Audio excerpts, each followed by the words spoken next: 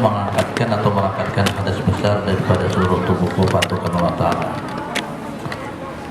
Kemudian habis itu yang kedua, meratakan air pada sekalian badan. Jadi jangan ada nang taliong,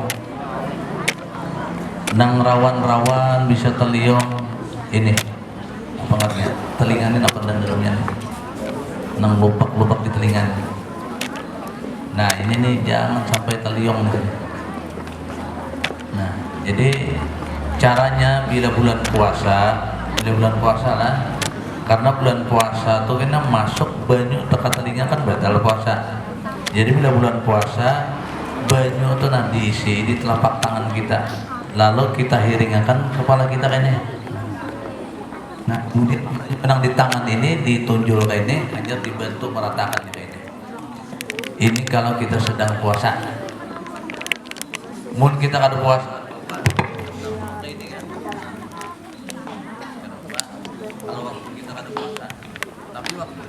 Itu karena ada hal lain yang bisa membatalkan puasa, itu banyu nih kalau masuk ke lubang telinga kita batal. Jadi kita andak banyu di telapak tangan kita, kepala kita yang dihiringakan. Kemudian setelah itu hanya bantu meratakannya. Itu kalau waktu kita sedang puasa.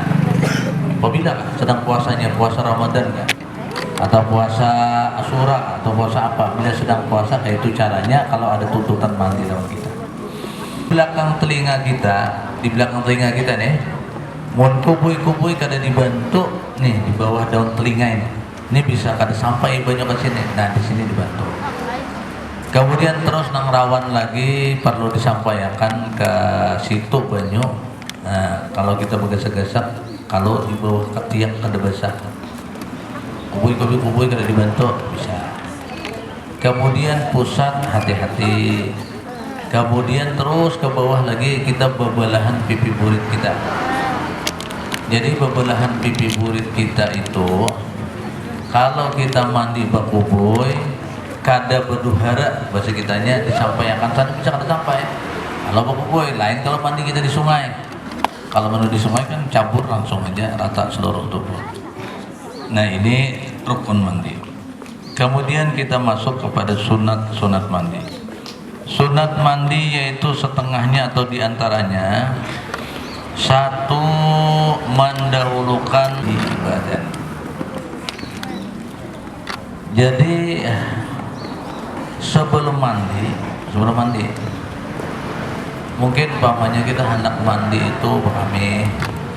Nah jadi sebelum berniat kubui dulu, saikungan dulu. Nah habis dikubui singkungan sudah bersih, nah itu sunat hanya kita berkubui yang mulai kepala tadi mengasah. Kemudian yang kedua, imbah kita berkubui bersih sudah bertahan, lalu berwuduk sebelum mandi. Sunat berwuduk sebelum mandi. Habis berwuduk, kemudian yang ketiga membaca Bismillahirrahmanirrahim di permulaan mandi. Cuma ingatakan membaca bismillah ini berniat itu zikir atau tabarruk, bahasa Arabnya mengambil berkah. Jadi masalahnya kayak ini, orang junub, orang haid kada boleh baca Quran. Bismillah itu ada di dalam Quran. Bismillah itu di Quran ada banyak tulisan bismillah itu. Kemudian waktu hendak makan disuruh kita baca bismillah, hendak minum suruh baca bismillah, hendak mencelup pakaian disuruh baca bismillah. Jadi kalau bismillah itu kita niatkan bismillah nang di Quran, nah berarti kita tak baca Quran. Orang haid, orang nifas, orang junub kada boleh baca Quran. Nah supaya jangan kena itu, waktu membaca niatakan zikir, berarti lain Quran kan? Atau niatakan tabarruk itu artinya mengambil berkah dengan bismillah. Karena Nabi kita memadahkan bilanya gawian itu dimulai dengan bismillah itu diberkahi oleh Allah.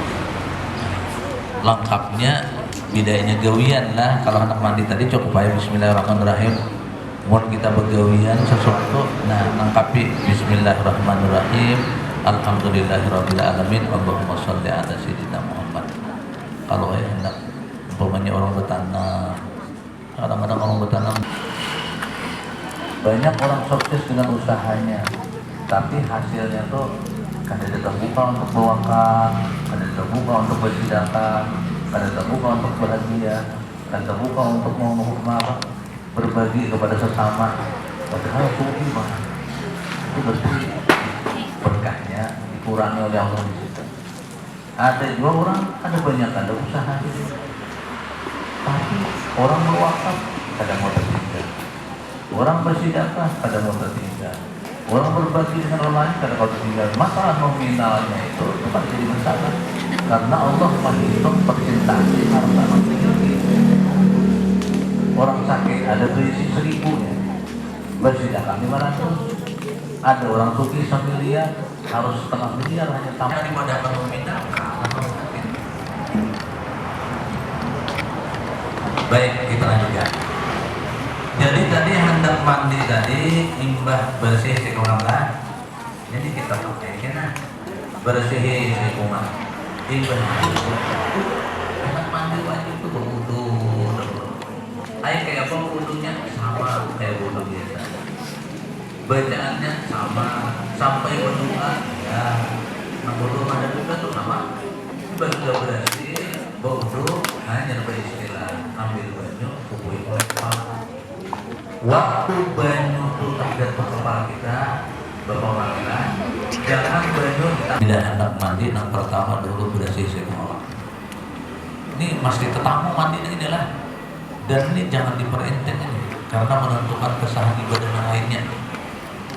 Jadi kubui dulu. Sudah rata seberatan bersih sudah. Hanya apa tadi? Bau wudu itu lengkap sampai berdoa. Imbah tuntung itu lalu lihat kemana arah kiblat. Arah kita dulu posisi akan. Nah kena kubui ambil banyu. Nah niat kita. Saja aku merangkatkan hadis besar. Sekali lagi niatnya itu jangan pahit menciduk banyunya.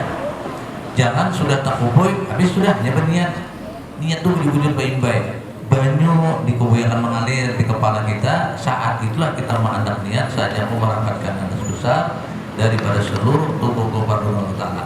Habis itu terus kubui 3 kali kepala, 3 kali sebelah kanan kita, sebelah kiri kita. Stop, itu hanya busuk matakan. Lalu habis itu boleh lagi jarbian pokoknya kalau pada data yang lain-lainnya kubui sampai rata. Nah kemudian habis mandi kena baca doa seperti udah doa berwudu. Sampai sini dulu ada pertanyaan sebelum pindah pembicaraan berikutnya. Ya sih. Terima kasih. Ini masalah banyu itu lah. Banyu itu kan kalau kita olahnya itu sebenarnya cukup 2 olah. Kami misalnya tuh kebetulan orang tuh karena terpakai sudah kan. Nah kebetulan kita itu kan mau mandi wajib. Istilahnya yang musta'mal itu misalnya karena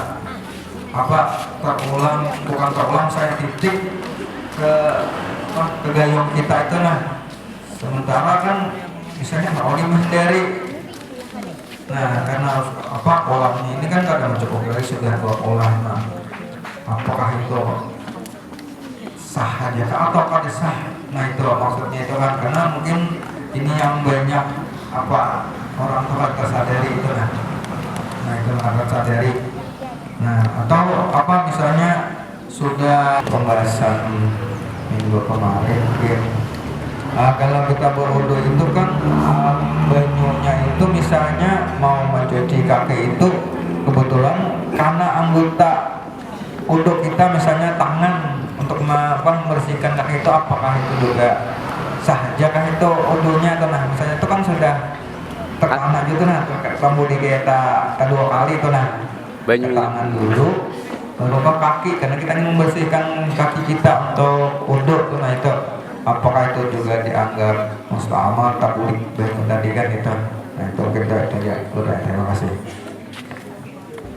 Jadi di rumah-rumah kita kadang-kadang bak air untuk dipakai mandi itu ada yang berisi ada kadar atau Ada juga nang berisi halus, kada sampai ukuran isinya 216 liter. Boleh. Nah, bila inya banyunya itu umpamanya kada ada cara lain, mau ada cara lain kita pakai keran, ya, atau aman pakai selang. Nah, terus tandun terus di bawah lidah, ya kan? Di bawah ember isinya paling 15 atau 10 liter. Nah, ini hati-hati banget, jangan sampai banyu nang di awak kita mencurat ke sana. Bila ini banyu nang di awak kita ini mencurat ke situ, basuhan yang pertama ini lah. Basuhan yang pertama, bila ini banyak sehari semalaman. Jadi bila ada orang haid itu minimal sehari semalaman. Dan kebanyakannya orang haid 6 atau 7 hari. Kebanyakannya 6 atau 7 hari. Dan 15 hari dan malamnya. Nah, ini kan memang jadi masalah. Wah, ini banyak banget masalah haid di Pak. Jadi rekod. Jadi tadi paling banyak 15. Kemudian nifas, ya kan? Ya. 3 hari, 15 hari baru sholat. Nifas 1 lahjah. Ini paling cepat. Lahjah ini bahasa Arab.